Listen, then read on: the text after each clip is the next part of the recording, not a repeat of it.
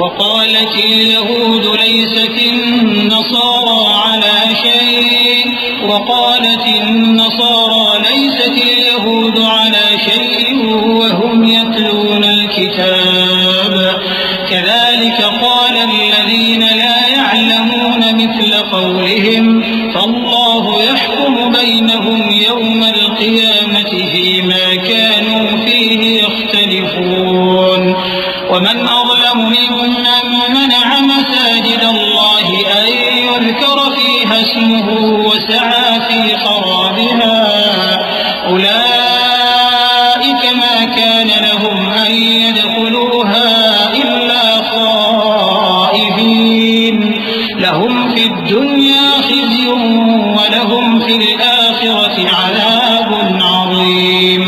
اور یہودی کہتے ہیں کہ عیسائی رستے پر نہیں اور عیسائی کہتے ہیں کہ یہودی رستے پر نہیں، حالانکہ وہ کتاب الہی پڑھتے ہیں. اسی طرح بالکل انہی کسی بات وہ لوگ کہتے ہیں جو کچھ نہیں جانتے، یعنی مشرک.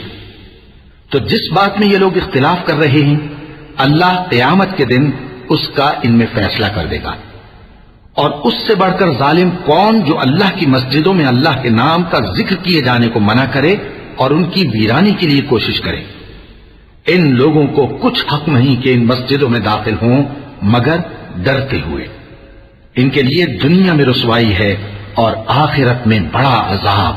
وَلِلَّهِ الْمَشْرِقُ وَالْمَغْرِبُ فَأَيْنَمَا تُوَلُّوا فَثَمَّ وَجْهُ اللَّهِ إِنَّ اللَّهَ وَاسِعٌ عَلِيمٌ. وَقَالُوا اتَّخَذَ اللَّهُ وَلَدًا سُبْحَانَهُ بَل لَّهُ مَا فِي السَّمَاوَاتِ وَالْأَرْضِ كُلٌّ لَّهُ قَانِتُونَ بَدِيعُ السَّمَاوَاتِ وَالْأَرْضِ وَإِذَا قَضَىٰ أَمْرًا فَإِنَّمَا يَقُولُ لَهُ كُن فَيَكُونُ.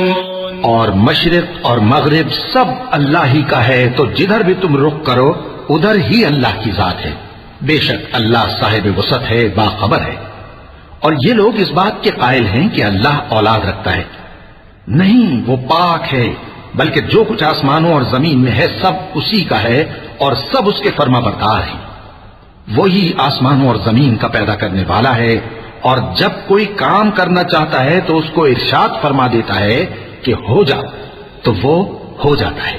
وقال الذين لا يعلمون لولا يكلمنا الله أو تأتينا آية كذلك قال الذين من قبلهم مثل قولهم تشابهت قلوبهم قد بينا الآيات لقوم يوقنون إنا أرسلناك بالحق بشيرا ونذيرا ولا تسأل عن أصحاب الجحيم ولا ترضى عنك اليهود ولا النصارى حتى تتبع ملتهم قل إن هدى الله هو الهدى ولئن اتبعت أهواءهم بعد الذي جاءك من العلم ما لك من الله من ولي ولا نصير.